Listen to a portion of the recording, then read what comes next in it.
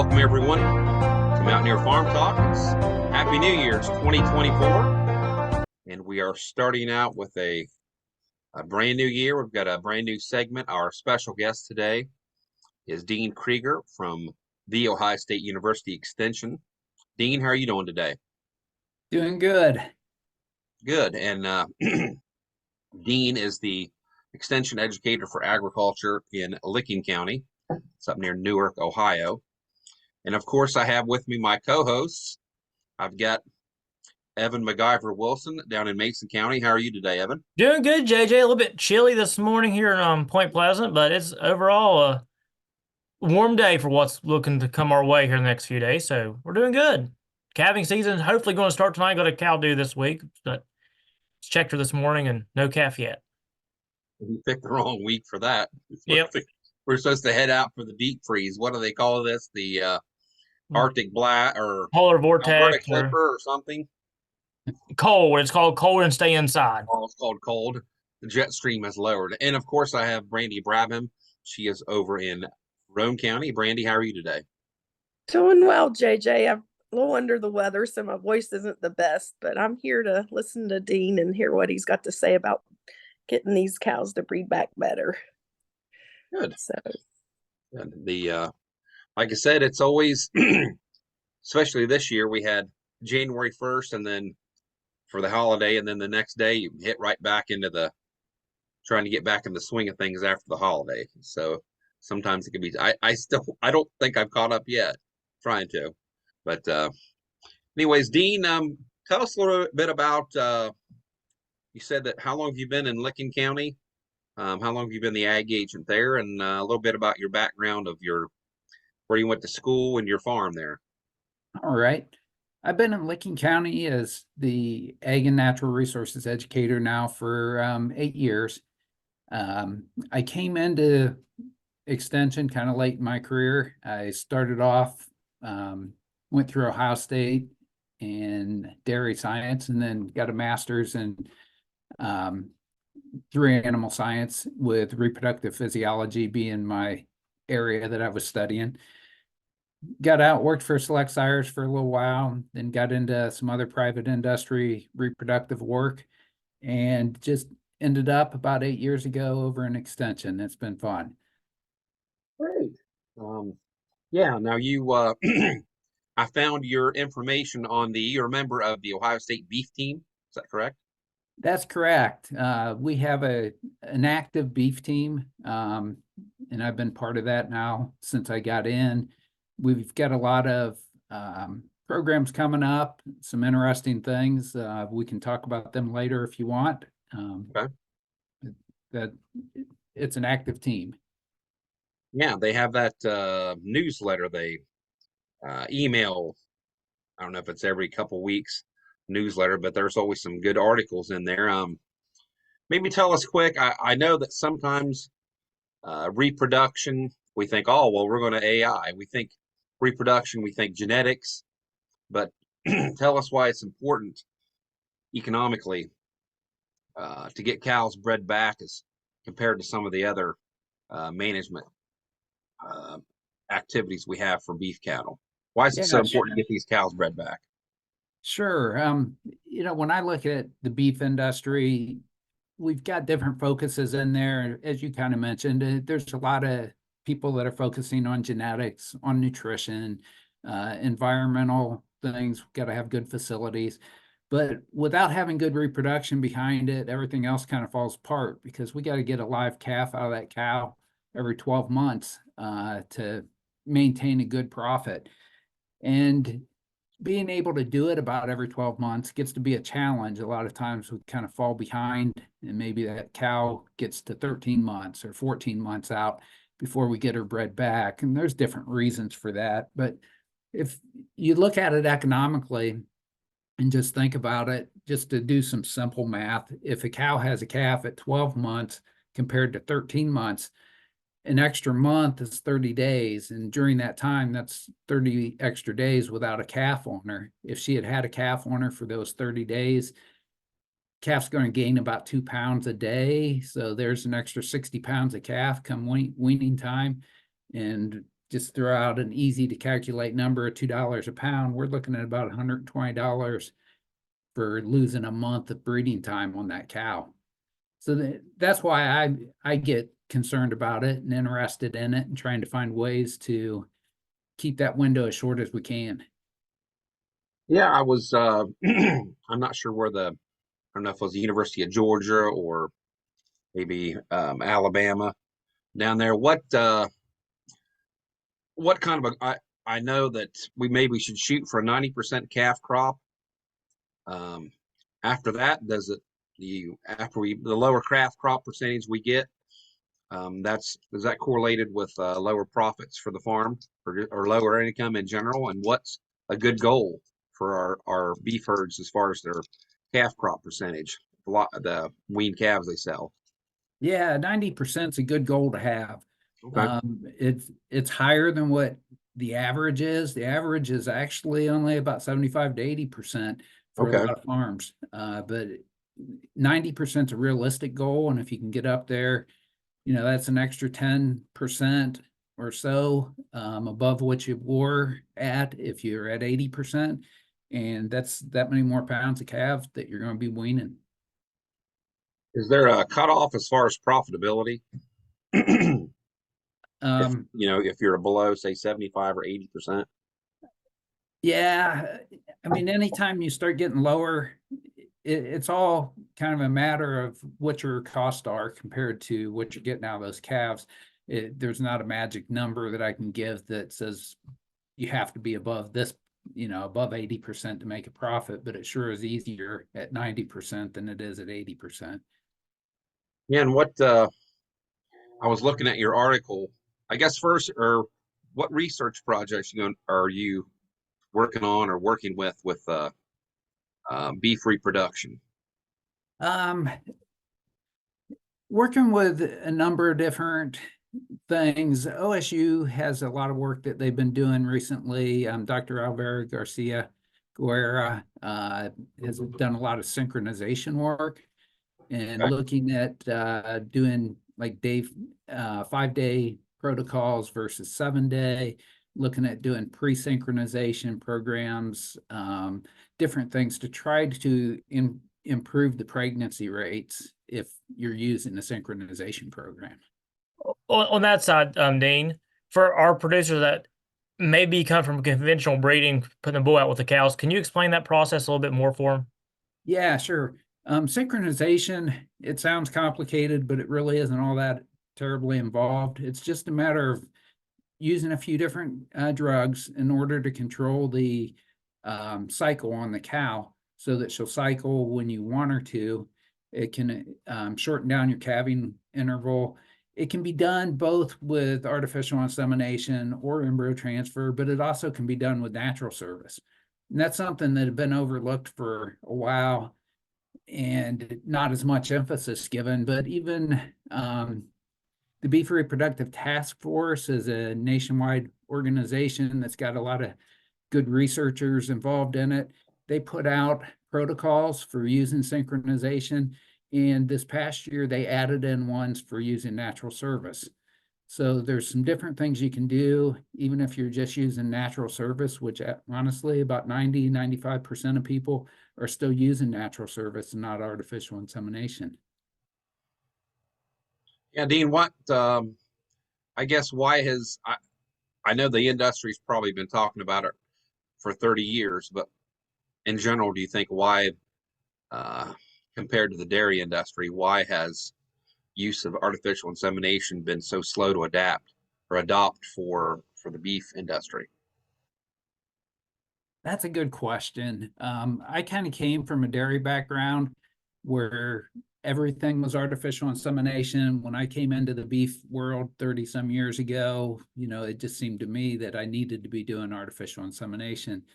The more I get around people, the more I realize, it does take extra time, takes extra management effort, takes some extra facilities. If you just have some pasture land out there and you want to run some cows on it, getting those cows in to breed them and to maybe synchronize them is just a step a lot of people don't want to take. Yeah, I mean, I know especially it's big for our club calf producers. Um, I'm sure that they end up getting a little bit more income from that. I guess that's why there's always a lot of popularity with those. Even some of these bulls that are 2 and 3 or 4 breed. And what do you think about some of these bulls that were? I know that we have our like select sires. They have their Angus and Hereford and Charolais, but some companies have these 2 and 3 and 4 way cross bulls. What do you think about some of those? Yeah, it's the whole show world is separating farther away from the um, rest of the beef industry as things go on. I mean, it's an interesting component of it. It provides people a lot of family opportunities, and that's kind of the way they spend their time, is working with their animals and getting out to shows.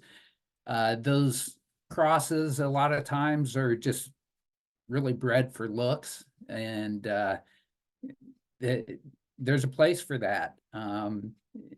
Those 3 and 4 way crosses, they produce some awful nice looking show cattle. Yeah, but do they?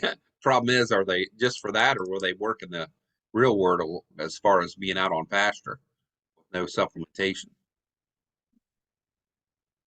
Yes, Yeah, it it really depends a lot on those. Of course, I mean, the great extension answer, it depends. And I can tell you, I've got a guy that feeds out cattle for me. And when I go up there and I look at some of the cattle he's purchased, it's pretty easy to pick out some of the ones that came from club calf breeding. They're really nice looking. And some of those feed out really well for him, and others just, it seems like, take forever to finish.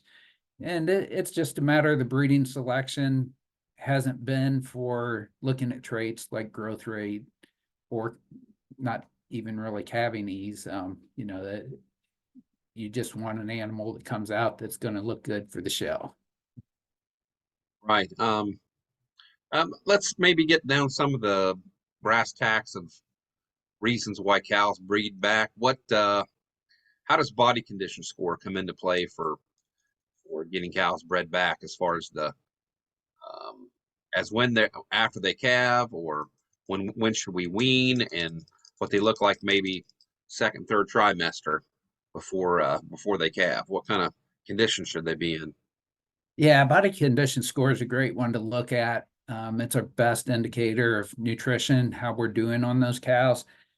Those cows that are going into their second trimester or their third trimester, they need to be at a body condition score of 5 or higher to have the best chance of breeding back on time. If they're under a 5, there's a lot of research that shows that they're going to have a lot lower conception rate. They're not going to cycle near as soon. I think when you look at a body condition score of 4 versus 6 at the time of breeding, it's about a 30% lower chance that that animal will be cycling on her own by 60 days post-calving.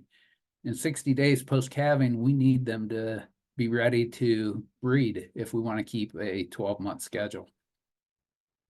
Yeah, and you keep mentioning that having a calf every 12 months, and I know myself, coming from a dairy background, that is important to keep that cow on a schedule.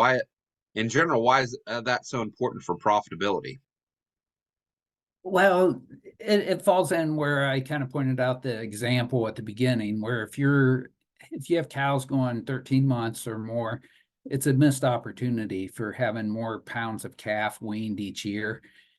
Because if we miss a month one year and then we miss a month the next year, then all of a sudden we're 2 months behind on that cow. And if we, on top of just having a 12-month interval, we also are probably looking at trying to have a calving season if possible. Now, a lot of people don't really have a defined calving season. I think about 50% of beef farms east of the Mississippi have a defined calving season, whether it's spring or fall or maybe one of each. but there's an awful lot of people that just are calving year round based on whenever the bull gets those cows bred. And the problem you run into with that is if you're just doing it that way, that a lot of times those cows, they're not being fed the quality of forages at the right times because they aren't in groups. So you don't have a whole group of cows that are in their third trimester or a whole group of them that are just having a calf. You may have some that don't have much nutritional need because they're in their second trimester, while you have the same hay that's being fed in the winter for the ones that just had a calf. So that nutritional aspect, that part's a big part of trying to get them bred back. And having those calving seasons, if you can get those cows grouped together, it allows you to get those cows fed what they need to meet their requirements to try to keep them in the good body condition score that we want so that they will breed back quick. Yeah, I know that sometimes it's pretty tough once a cow gets a body condition score, say that you want a 5 and she's a 3 or a 4. If we come into that situation, what can some of our producers do? What as far as supplemental feed, what kind of strategy should they take there? All right. If you have a cow that's down around that 3 or 4 body condition score, it's going to depend a little on time of year for what you do. If you're heading into winter, if you can have those cows, let's say if you're a spring calver and a cow is weaned its calf and you're getting into winter and that cow's at a low body condition score, then that's the time that you need to be getting a little condition on her before you get to spring when she has that next calf. Because once she has the next calf, those nutritional needs go up and it's awful hard to get ahead of them at that point. When they're in that second trimester, early third trimester, their nutritional needs are low, so it's easier for them to put weight on. I kind of like to look at it that there's a hierarchy of what nutrition is needed for them.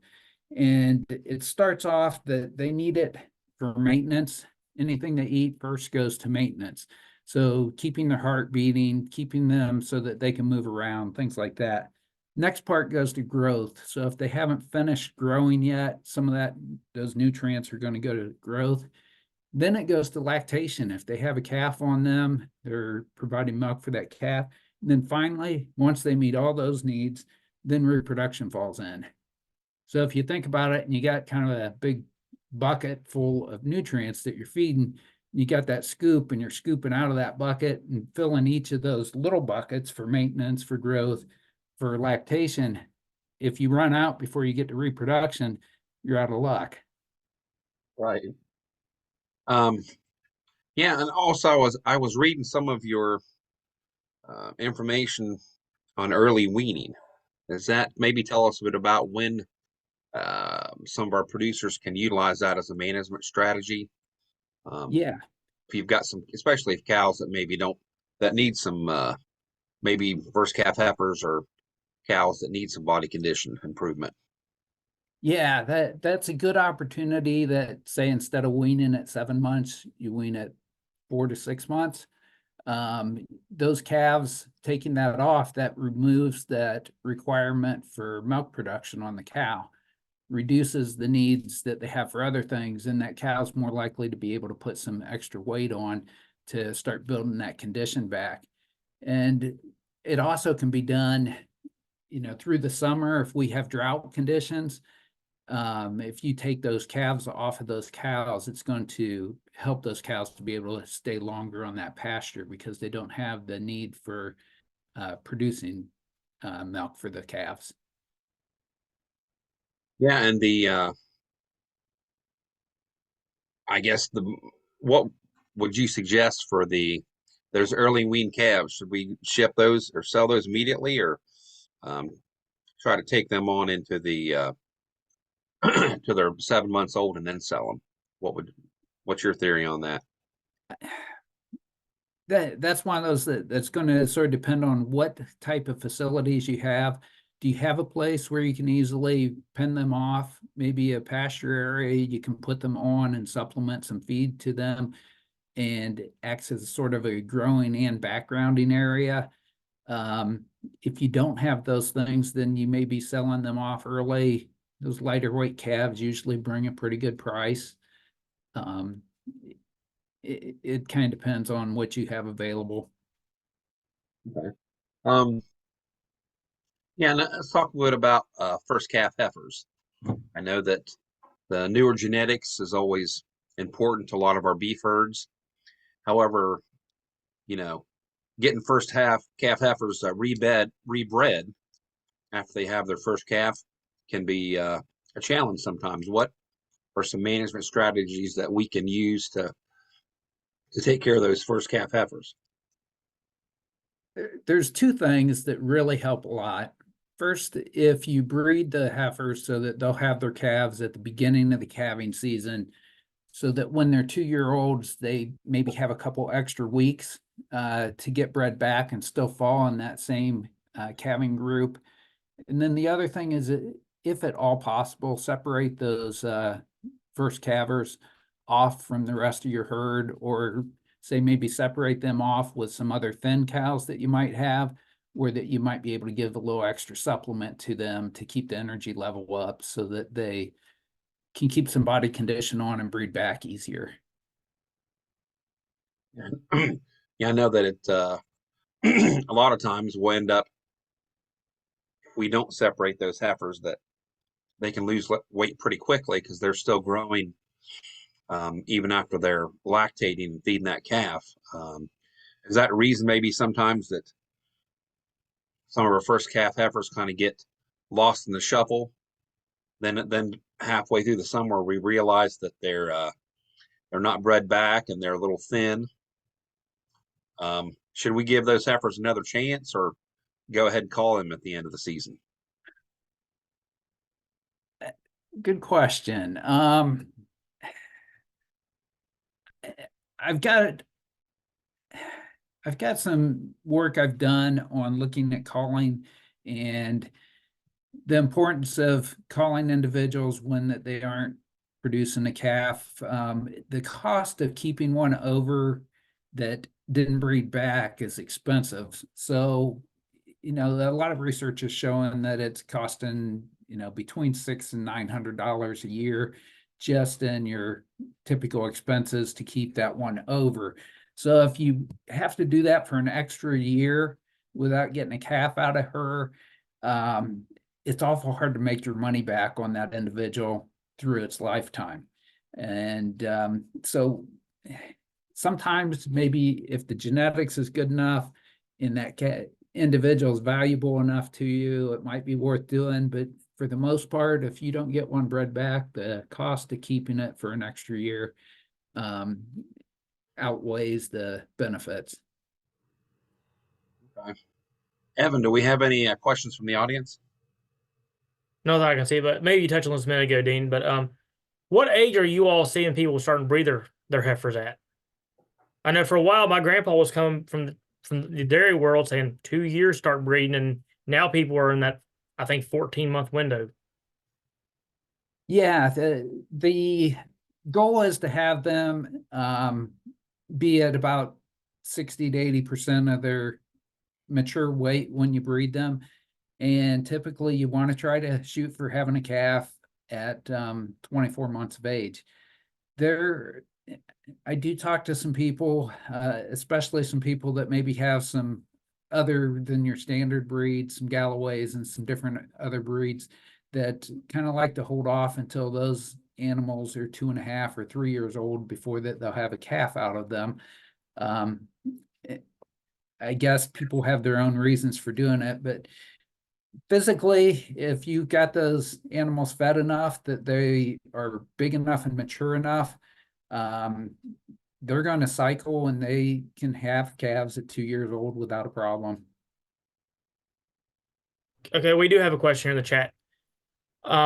Where can I go to get specifics on types of feed to provide pre-breeding? The extension service works pretty good for that. We've got a lot of resources out there, and if county educators don't feel comfortable with it, there's usually somebody at the state level that can help with that. It's going to depend on the situation, but if you have an area where that you can feed some grain, I mean, corn is usually one of the easiest ways to get some extra energy to them. More often than not, we're lacking on energy and not on protein on the individuals. And so if you can supplement some corn to them, that usually will work out. And the amount you need to supplement is going to be based on what the quality of the forage they get is. And that's something that doesn't happen enough, is a forage test. Forage testing lets us know what actually is in the hay, how many nutrients we're supplying to the animal. So if we can do a forage test, it makes a world of difference on knowing what type of supplement to give. And I saw it pop up in here. Somebody put a question, minerals. Minerals are very important too. We need to make sure that we're getting minerals to them. And getting cows bred, there's a little bit different, like in the calcium phosphorus ratio than maybe there is at other times of the year. So there are some minerals that are designed to kind of meet the seasons of the year and maybe help out with that. But if you can get a complete free choice mineral, that's usually one of your best bets. Going cheap on mineral and just maybe using a mineral block usually isn't sufficient. You really need to go with something a little more concentrated, something that you can make sure has the available minerals in it. Some of the others are more salt than anything else, and the availability of some of the minerals with the form that they're in might not be as easy for the animal to utilize.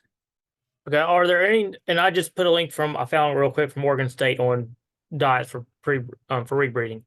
Are there any new technologies for preg testing to help close the window for breeding back? Yeah. Everything keeps getting a little better on that.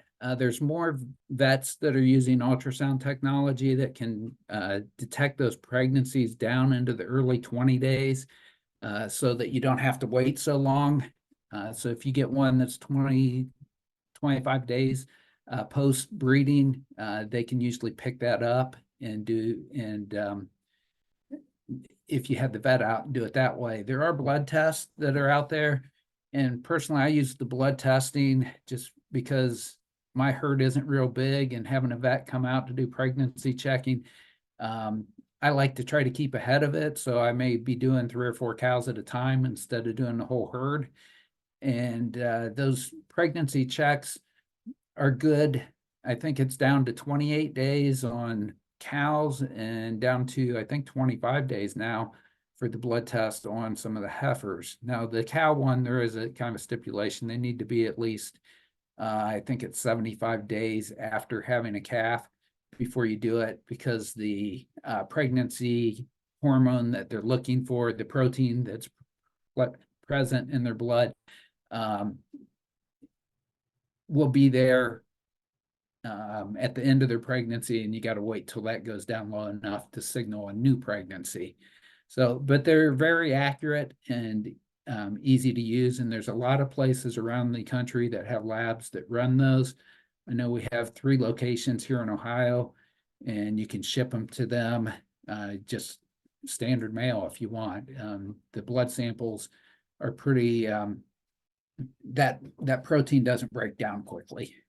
What are those 3 locations in Ohio? Because most of our people here on this program are along the Ohio River. That's where we're probably going to be sending stuff to. Okay. In Ohio, there's one in Perry County, which is just south of Licking County. So it's southeast of Columbus. There's one in Columbus, and then there's one up in Northwest Ohio. Cool. Dean, I did an article on that one time, but I can't remember what's the cost of that for. I know if you call them, they ship you the tubes, and then you draw the blood, and how much is that test? $2.85 is what I'm paying right now. Well, that's not too bad. Now that doesn't include the blood the blood tube and needle and that. So you're still talking, $3 to $4 probably per test. So it's really cheap. Where do you pull the blood from? Tail vein is the easiest way. If you go to Bioprin is the company that has most of the work, and they'll have their testing locations listed on there. They also have some videos, I believe, that show you how to draw the blood out of the tail. It's a pretty easy process. I mean, it's the first couple times you do it, it takes some getting used to, but it's not too hard to do. Yeah, is that PRYN, Bioprint, or how they Yes. spell that? Correct. BIOPRYN. Yeah, yeah, Dean, I'd worked on a fact sheet with a colleague of mine, but I'm thinking, and I based some of my facts from Les Anderson at University of Kentucky, but about only 25% of all the beef herds do a pregnancy check. Does that sound about right? Yeah, unfortunately, I think that's pretty accurate. And Why do you think that is in general? They just assume they're bred. I think I mean, I don't think you can assume they're anything. bred and just the hassle of running them through the chute and doing a pregnancy check. I think they just don't worry about it. we got a bull in there. If he got him done, he got him done. If not, she'll be gone next spring. Well, I know, but I mean, it's Dean's saying how much is it going to cost us to keep that $2. cow from October till next Oh yeah, April? Dean, is it 600, 500? 700. Yeah, if you're talking, an extra 6 months, you're probably talking another $300 to $400 to keep her, especially when you're keeping her through the winter when you don't need to, because that's when you're feeding the hay. And whether you're purchasing the hay or you're making the hay, there's a value on that. And if you don't have to feed an animal that doesn't need it, you could either sell that other hay or use it somewhere else. Plus your time, when that's a lot of times agriculture producers don't put that into account, how much their time is worth. Yep. But myself, I'm worth $100 an hour, right? Well, if I put that down, I wouldn't be making any money. For our producers are thinking about getting into the AI, or well, I don't even know if we talked on the newer stuff, the embryo programs. Where do those people go to get trained, or they just need to call the vet and, hey, you come out and breed my cow, or how do those people get into that? All right. I don't know what you might have available in West Virginia. We have some AI schools, and a couple years ago, we were doing one school a year, and the waiting list was long. And we would open up the school. We would take in 20 people a year, and it would fill up instantly. We've went to having 3 schools a year, and we still have waiting list. They're still filling up. So Extension does offer some of those, at least in Ohio, and not too far out. I mean, we have them down in Caldwell, so we're only about an hour out of West Virginia at that point. But the AI companies like Select Sires, Coba, they offer classes too. When it comes to embryo transfer work, that's considered more of a vet process. So you pretty much need to work with a vet in order to do those. Okay, I did check the Facebook comments, and we do have a couple on there. Amy Kyle, mole mix appropriate supplement. What was that? Mole mix? Mole mix? Is that an appropriate supplement? I am not sure what mole mix is. I don't know if that's a I have to be more molasses. specific. Yeah, it might be some kind of a mineral mix. Speaking of that, minerals, maybe dive a little bit more. Dean, it's one of my subjects I'm interested in doing some more research, but trace minerals. Maybe talk a little bit about how trace mineral supplementation can affect some of our breeding. Not this, that I know that the last time the guy from Select Sires came down to one of our farm meetings, he was emphasizing the zinc for your herd bulls. but maybe hits how some of those trace minerals affect reproduction. Yeah, there are things, and zinc is one of the ones. Some of the mineral mixes you can get like things added into it. So there may be a basic mix, and then there may be one that has a additional things that go in. I know our Purina ones that the Purina people sell, they'll have a basic one that may rotate through the season, and then they'll have other things you can add in. Like zinc is one of the things, and I usually have that added in. That one does help with some reproductive performance. It also helps with foot issues. Um, Selenium is one. Ohio is deficient in selenium through most of the state. And selenium, if you have too much of it, can be toxic, but when you're low on it, it's an important one to have in there. And then making sure like your copper levels are at the right point too. You gotta, cattle can handle a lot more copper or need a lot more copper than some of the small ruminants do. And so you got to kind of watch that if you have them both grazing together. You don't want to overdo the copper level and get toxic for your sheep or your goats. Right. And maybe what is your opinion on, I know that sometimes we don't, especially with the inflation of everything, prices are going up. Looking at a complete mineral, sometimes we see one and it's 30 or $35. We're like, oh my gosh, for a 50-pound bag. But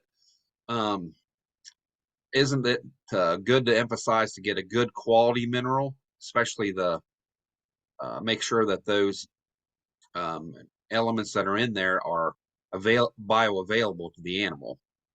You talk Yeah, about that. that's exactly it. And usually you get what you pay for with the minerals. If you get a cheaper mineral, you're getting a lower quality mineral.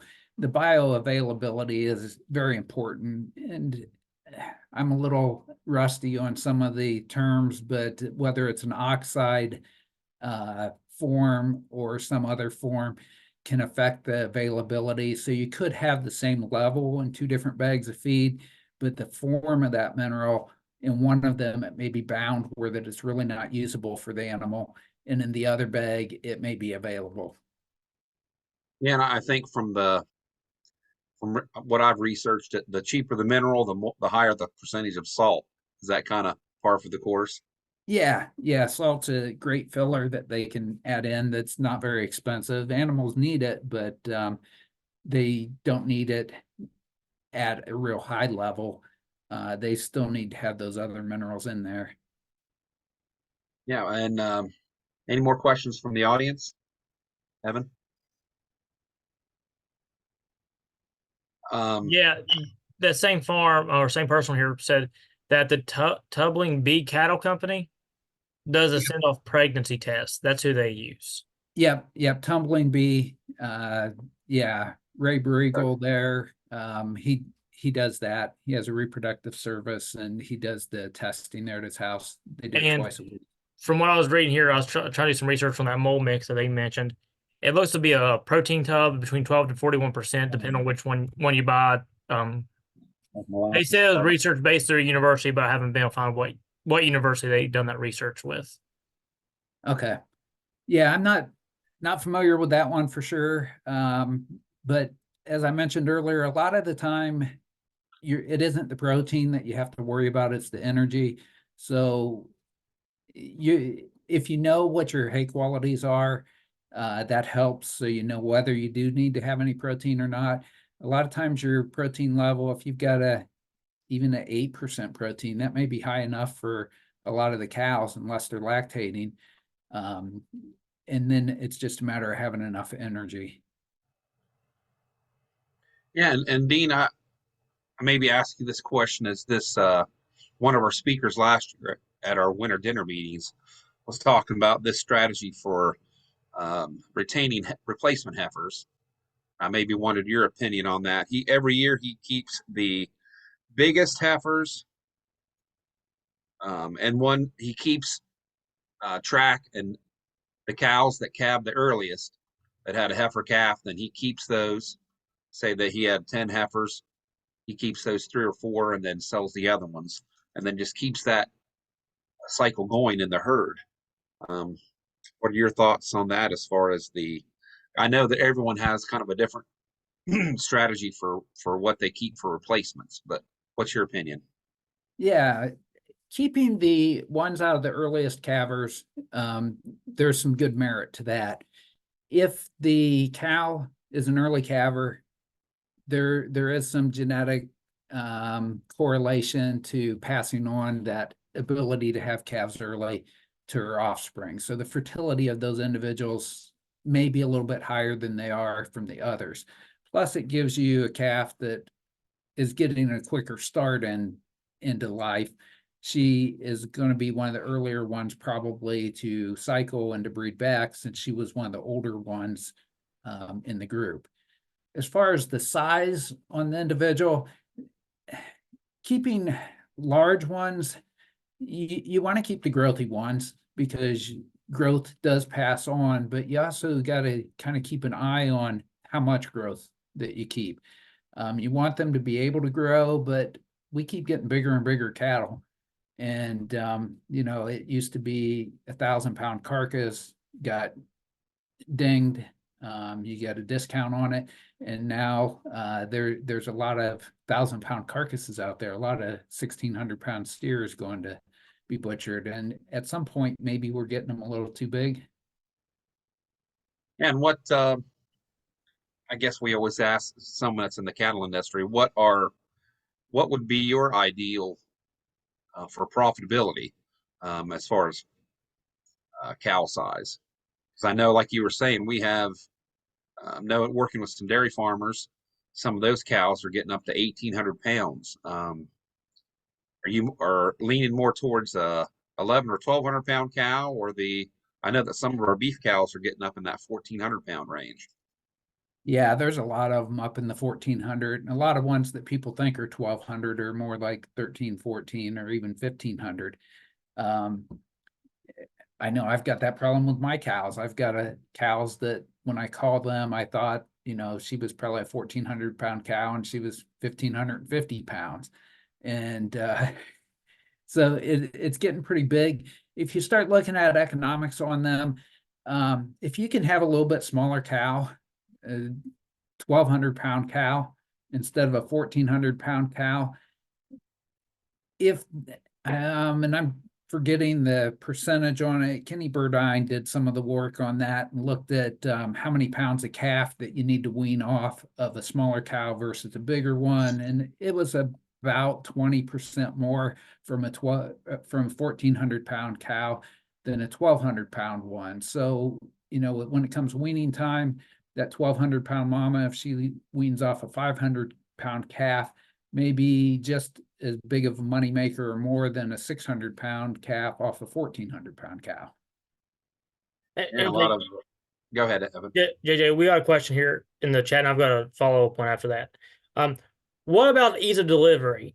Where is that on the scale of importance? I guess that's where we talk about birth weight versus calving ease direct and the EPD numbers that are out there and what those really mean and can show. I like looking at the calving ease direct number. You can have a bigger calf, and if it's the right shape, they come out easier. You can have a smaller calf that doesn't come out easier because just the shape of the calf. So I like looking at the calving ease direct. And that's an important one because people don't want to be out there having to pull calves, and especially when they're breeding them to heifers, to make sure you get that first calf out of them without difficulty. When a cow or a heifer has difficulty having a calf, it sets them back. They're not going to breed back as quick. It's going to delay them by quite a bit. I think we had a cow there when I was living in Virginia for a year.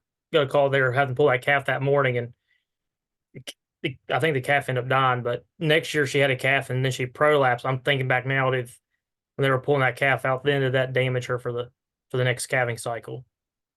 But my question was, we haven't talked about heat detection, I don't think, much. If you're not doing heat detection, you're going to really miss out on those chances if you're AIing. What are some heat detection strategies you've seen utilized at work? I've seen some new stuff with like ear tags going in cows. what works for producers? It seems like there's been more of a push just because people aren't getting it done to do timed AI over heat detection. I still like heat detection. I like to know if those cows are cycling or not, and I think it's important. I usually just use the patches, the estrus Estratect or Yeah. whatever they're called.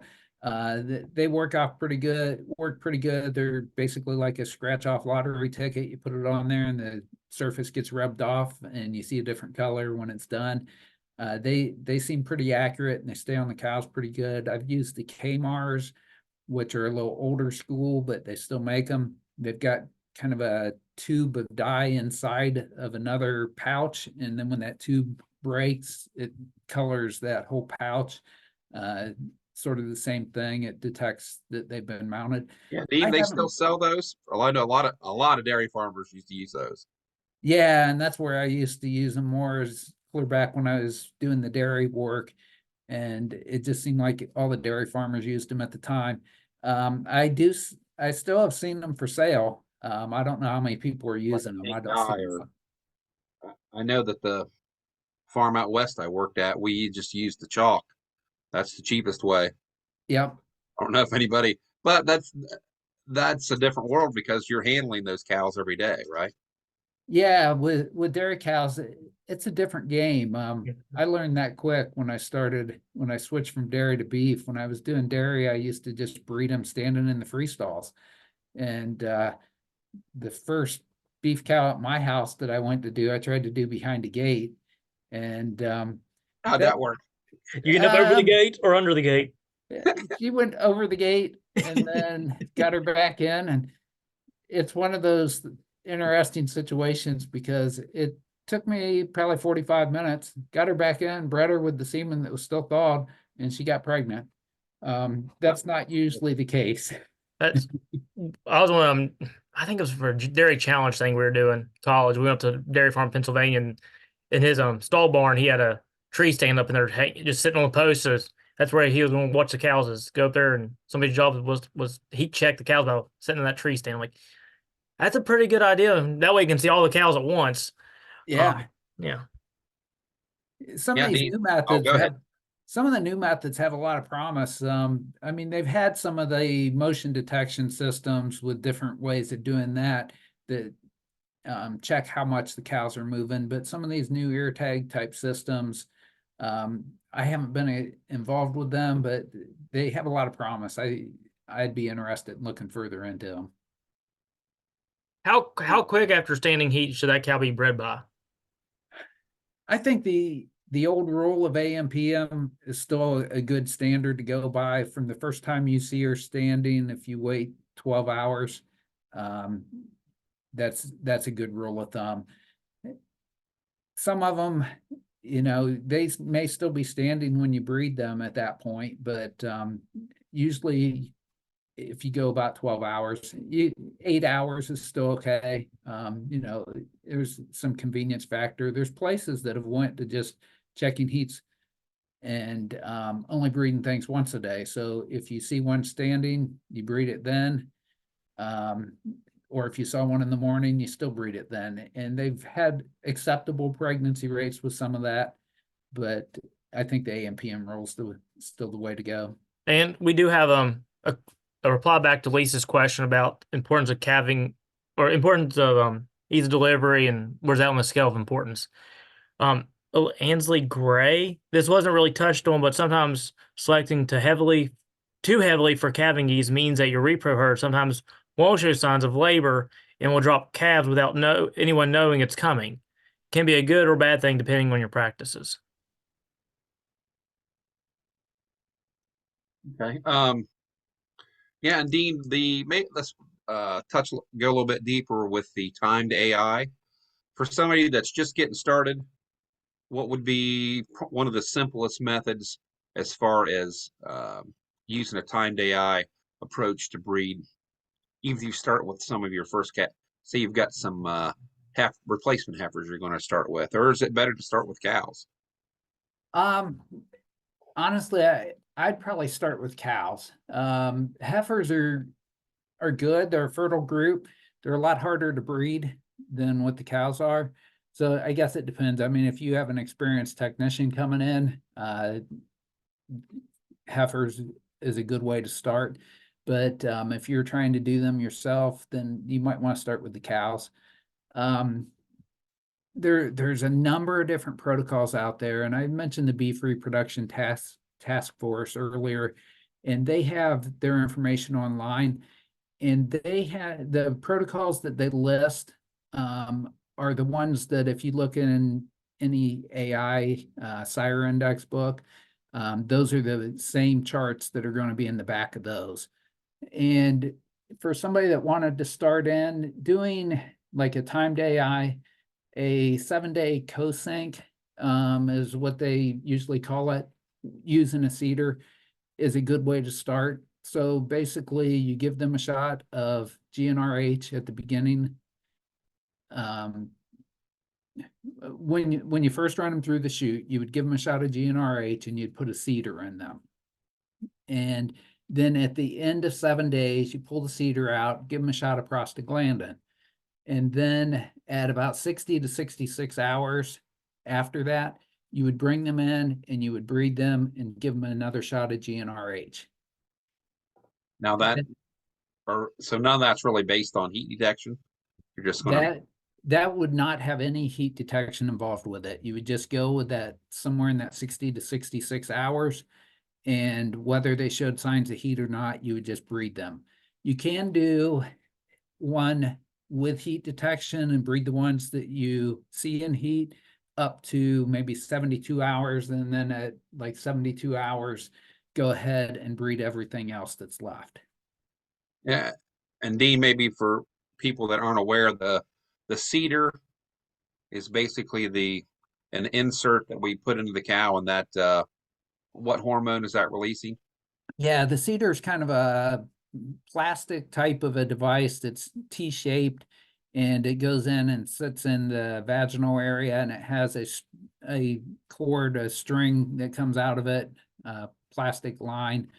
It releases progesterone into the cow. So progesterone is something that they have in their body when they're pregnant. And at other times, it keeps them from coming in heat while that progesterone's there. Then the GnRH I mentioned earlier, that's things, there's a lot of different trade names, but that causes ovulation. So when you give that to start with, you cause any follicles that are ready to ovulate to go ahead and ovulate and start a new batch growing. And then you give the prostaglandin, which is something like Lutalice or Estermate or one of those brands. You give that when you pull the seeder out, that'll get rid of the corpus luteum and it'll cause them to come in heat.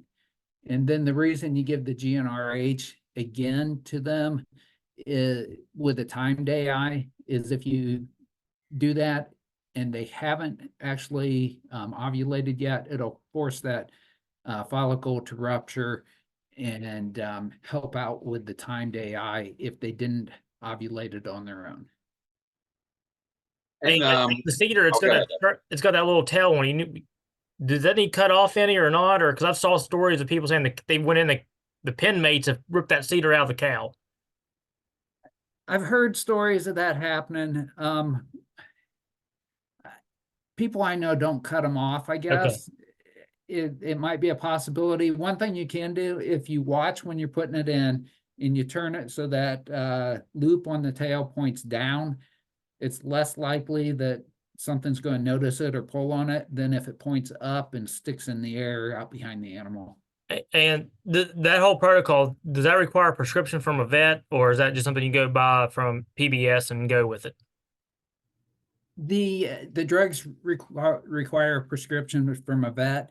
I know around here, and I don't know if it's any different in West Virginia, but with PBS, if you place the order and provide the information of your vet, they'll contact the vet and get the script for it and get it to you. And usually, at least my experience has been, it's been quick.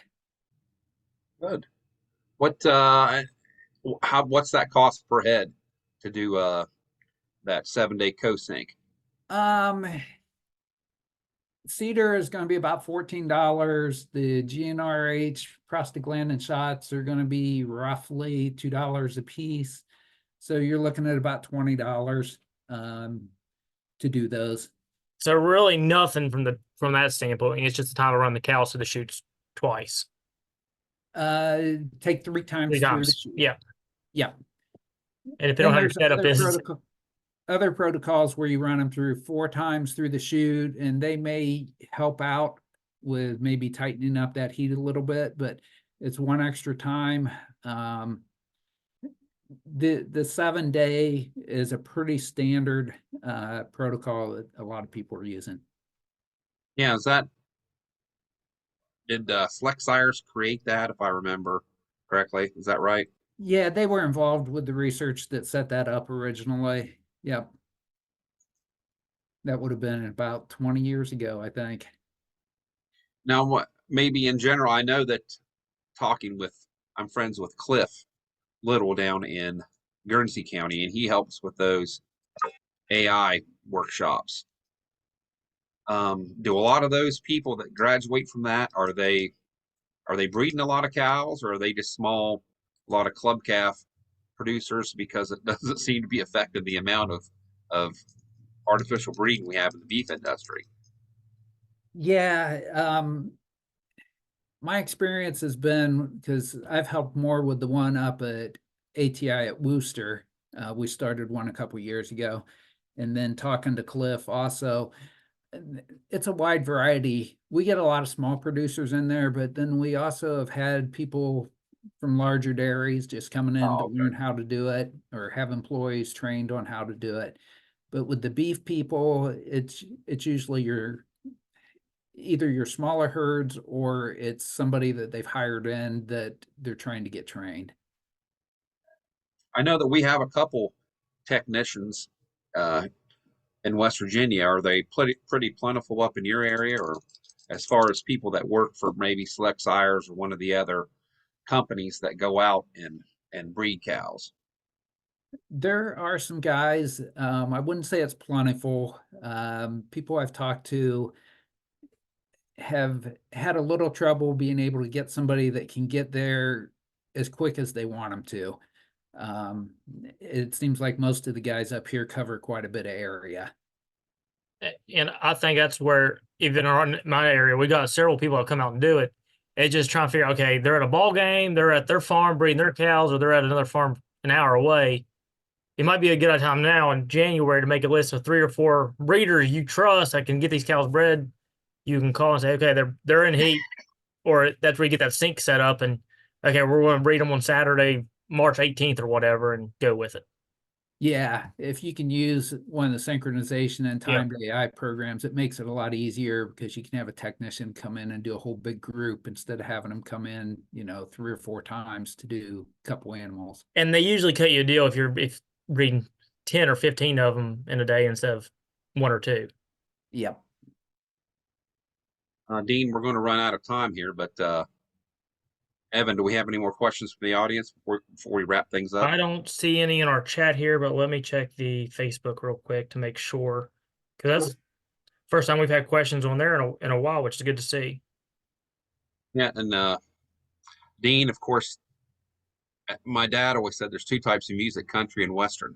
So I need to know who your favorite country music artist is and what your favorite song is. Oh, Hank Jr. probably rates up there pretty high. Family Traditions. There you go. That's a classic. Now, his dad died here in West Virginia, if I remember right, Hank Sr. Yeah, that's correct. Yeah. Hank Williams Jr. And he is a classic. Evan, what do we have coming up here the next couple weeks? Well, we're still ironing out for next Friday, but I'm Our early schedule after that is on January 26th. We have the West Elizabeth Rowan with OVU Extension or Davis College. She'll be talking about her dung beetle research we've been doing the past couple years across the state. February 2nd will be Matt Hoare from NC State with his amazing grazing project. And then February 9th, a specialist from Tennessee on beef market outlook. And then that's right. Andrew Griffith. Yeah, Andrew Griffith. And then after that, we'll be getting into small farm conference, grazing conference, and everything else, and our bull test stuff coming up too. So busy spring for us. Yeah, Dean, you have to make it up to our Appalachian Grazing Conference. When is that, Evan? Oh, let me make sure on the date. I was getting with March. Yeah, it's in March. I was getting with Barb Greenleaf with I think she was with NRCS or Conservation District something, and they're working on a link. I'm gonna post it to our extension page later for people to register, but the link on their website's not working for some reason. But it is You that last week in it's March? March 7th through the 9th in Morgantown. March 7th through the 9th, the Appalachian Grazing Conference. Yep. And again, I want to thank everyone for tuning in to Mountaineer Farm Talk. Our special guest was Dean Kreager. He's the agriculture extension educator over in Licking County for the Ohio State University. Thank you very much, Dean, for coming on the program. Thank you for having me. Yeah, I told you it wouldn't be too painful. So, and good luck with your beef farm there, and I'm sure that the beef team. Are you guys, before you go, don't you have some online class or something that you do every winter? Yeah, we have what we're titling beef growing, processing, and marketing for local beef this year. So we're kind of gearing it toward freezer beef market. Starts January 18th.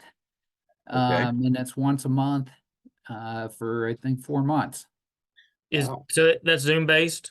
Yes, that is Zoom based. If you go to the Ohio Beef Team website and look under events, there'll be a link in there that you can register for it.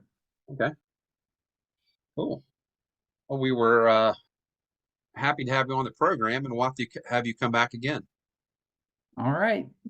Thank you. And I just put that link in the chat for those wanting the chat on Zoom. I'll post it on our Facebook page later too. But if people want to go to learn from that, is that open to out-of-state people, Dean? Oh yeah. Okay. Yep. Yeah, and Evan, if you put maybe a link to that bioprene. Yep. If anyone's interested, to I'll put a list of the links we've talked about here today for people to check out. All right. Well, I hope everyone has a wonderful weekend and stay warm, and we'll see you next week for Mountaineer Farm Talk. Exciting new year. Everyone take care. Thank you, Dean.